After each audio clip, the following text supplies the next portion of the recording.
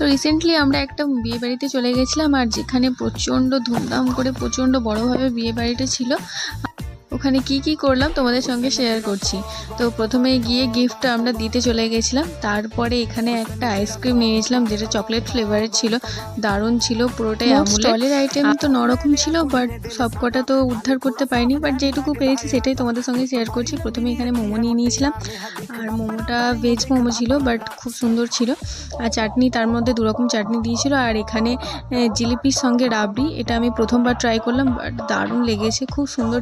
এটা আমরা দুবার খেয়েছিলাম। আর তারপরে চলে গেছিলাম পাপড়ি চাটের মধ্যে।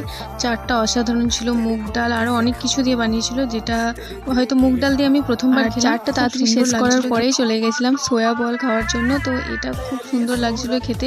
প্রথমে ভাবলাম হয়তো অতটা ভালো হবে না, বাট খাওয়ার পরেই বরযাত্রীরা ঢুকে নাচানাচি শুরু করে দিয়েছিল। আর বাকি ভিডিওটা আমি নেক্সট